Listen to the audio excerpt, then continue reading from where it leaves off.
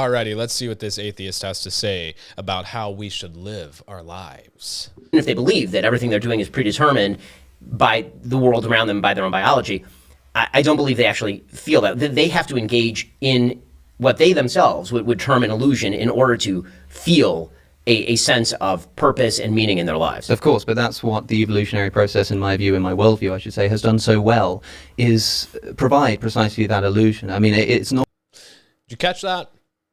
See, if I was in a discussion with Alex O'Connor, I'd say, speak up in the microphone, bro.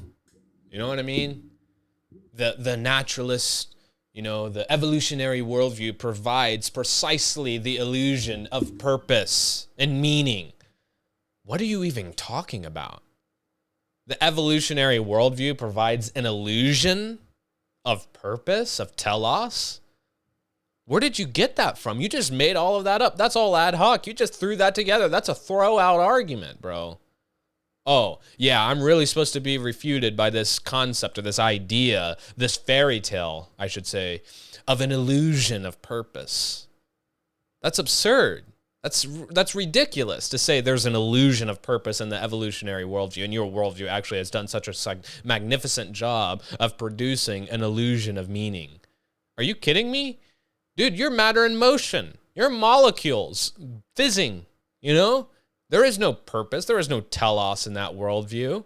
Telos meaning purpose, goal, and aim from the Greek. Your worldview is dysteleological, meaning purposeless. You have no meaning. The consistent atheist, would be a nihilist. And what that means is there is no moral oughts, there is no meaning, there is no purpose. Isn't that what Richard Dawkins tried to be consistent with? He actually said that in his book, River Out of Eden, chapter 4. I have this quote memorized. He says, in a universe of electrons and selfish genes, blind physical forces, and genetic replication, some people are going to get hurt, and other people are going to get lucky, and you won't find any rhyme or reason in it, nor any justice. The universe that we observe has precisely the properties we should expect if there is, at bottom, no design, no purpose, no telos, by the way, no evil, no good, nothing but pitiless indifference. Talk about an illusion of purpose. You just made all of that up. That's a fairy tale. You have no basis for that. An illusion. Like I'm supposed to be refuted when I ask you as an atheist how you can give me an account for ethics and oughts, right? Because you can't get an ought from an is, meaning you can't get what ought to be the case just because something is the case. Just because we are in this world, and that's necessarily true, doesn't give me any justification for what ought to be the case. Okay? You just made up a fairy tale saying an illusion of purpose. You have no basis for purpose. You have no basis for telos. And I'm not trying to be rude here, but I'm just trying to lay this out very clearly that this man just made up a fairy tale. He literally just made all of that up. And this is what they do. They make up fairy tales, an illusion of design. That's what Richard Dawkins says. An illusion of design. What are you even talking about? An illusion of design. Could I not say in your worldview that I'm living consistently with my illusion of purposelessness? Right? Why couldn't I just insert an illusion of purposelessness, Alex? You said, oh, the atheistic, naturalist, evolutionary worldview gives an illusion of purpose. Could I not say on your worldview that the evolutionary worldview gives me an illusion of purposelessness? Why not? If not, why not? You see, it's inconsistent. They just make up this stuff as they go. They're really just making it all up. So let's see what he has to say. Not as that. I mean, you say, look, you don't get out of bed in the morning thinking, gosh, look at my biological... My neurons are firing, yeah. Of course not, because if I did, then the whole evolutionary purpose that this illusion serves would fall away. I mean, yeah, so what he's saying is if I live consistent with my atheistic worldview, that all I am is just meat bone protoplasm bobbing on the surface of a universe that did not have me in mind. I was a fish long down through my ancestry chain of causes, I've evolved from the primordial slime, and what a funny story that is, by the way. And if I live consistent with that all I am is molecules in motion, then it would dismantle this illusion of design. Yeah, you're exactly right. It would dismantle your make-believe fairy tale that there is purpose if you live consistent with your evolutionary worldview. Yeah, you're exactly right. So I'm going to ask you, why aren't you living consistent with it? Oh, because there's an illusion of design. There's an illusion of purpose. Where do you get that from? Where did you get that from? Why ought I love my neighbor and not eat my neighbor? Right? Isn't that what Arthur Leff says? Right? I mean, a better atheist than these guys in a Duke University law journal. What did Arthur Leff says? He says, there is in this world such a thing as evil. Altogether now, says who? God help us. That's a consistent atheist right there. He's living in a nihilistic worldview. There is no purpose.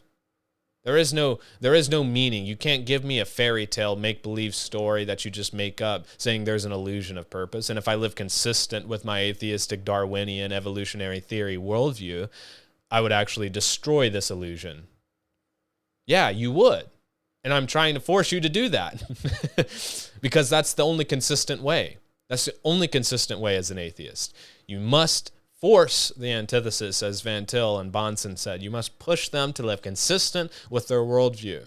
You must push them. You can't let them make up this story of illusion of purpose. What Alex O'Connor is saying here is that my whole worldview is an illusion. Wow.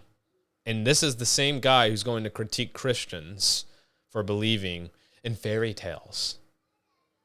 But yet he's openly saying that his whole worldview is an illusion. It's very strange, isn't it? Very strange. So as we have seen, Alex O'Connor essentially says that his whole worldview is an illusion. It gives him an illusion of purpose, an illusion of meaning. And he says, if I live consistent with my worldview of naturalism and materialism, that all I am is just molecules in motion, then it would destroy this fairy tale that I made up of illusion of meaning.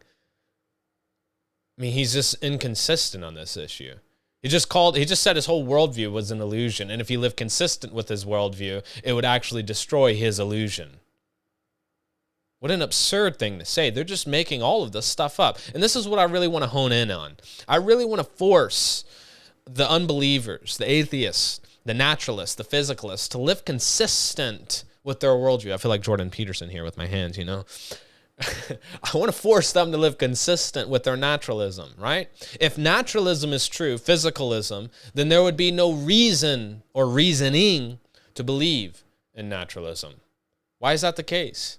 Well, if naturalism is true, then I'm just determined by the laws. Well, I'll give them that word law, but law assumes uniformity, and you don't have uniformity and unity in a naturalist, physicalist, chaos world. But let me grant them that word. The laws of physics. Your brain in a naturalist, physicalist world is controlled by the laws of physics and chemistry and biology.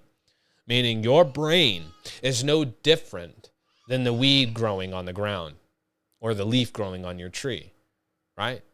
The leaf is controlled by the laws of physics and chemistry and biology.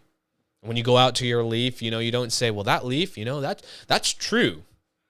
Oh yeah, that leaf is actually false. What are you talking about? That leaf isn't true or false. The leaf just is. That's exactly right. So too with your brain. Your brain isn't true or false. It just is. It's just the laws of physics, chemistry, biology, fizzing their way out. So again, as I said, if naturalism is true, there would be no reasoning or reason to believe in naturalism. Because it's just the laws of physics and chemistry and biology fizzing their way out, right? Your brain determines you to believe in atheism. My brain determines me to believe in Christianity.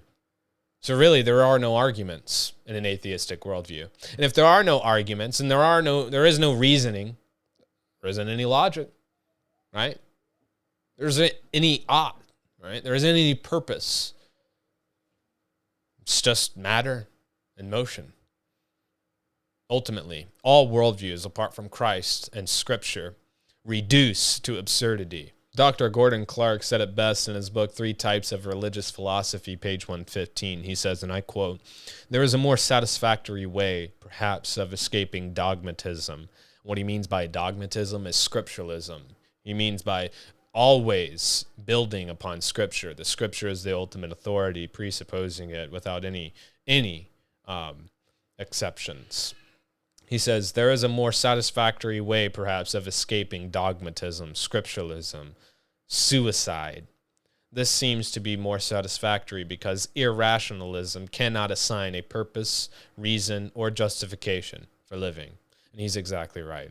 Without the scriptures, without Christ, there is no reason to live. There is no reason to go on. There is no laws of logic. That's a different video. There are no metaphysical categories, meaning because those are immaterial concepts. You can't make up, they don't have the mind in an atheistic worldview because that's a metaphysical concept that's immaterial. This is precisely why atheists don't study metaphysics because they don't believe in these immaterial concepts. It's a whole nother video, by the way. The atheistic worldview is bankrupt. It's essentially like this. The atheist tries to bring argument against Christianity. and it's like going to the Mercedes dealership with $3.50 in your bank account, right? And you want to buy the brand new 2025 Mercedes Benz, okay? It's $150,000 or however much it is. I don't really know, right? You go there and you're talking with the dealer. The dealer's like, "Oh yeah, let's run your bank account. Let's see what you got. See if you can do this. Let's close this deal, man." Yeah. And come to find out, the dealer finds out that you got $3.50 in your bank account. He's going to say, "Man, you don't have the capital. You don't have the capital to utilize this tool." And that essentially is what I'm trying to do for the atheist. I'm telling the atheist, if you use your worldview consistently, you do not have the capital to bring any arguments against mine. You have to cut them right at the feet. If their worldview cannot give a justification for reason, for purpose, for logic, for all of these categories, if they can't give a reason for this, then they have no capital to bring any argumentation. They can't cash that check. They can't cash that check. They don't have the capital. So I'm going to force them to live consistent with their worldview. Oh, yeah, I'm supposed to be refuted by this idea of an illusion of purpose. It's absurd. It's absurd. Anyways, I hope you guys liked this video. And if you do, please leave a like, comment, and subscribe. We'll see you on the next one. God bless.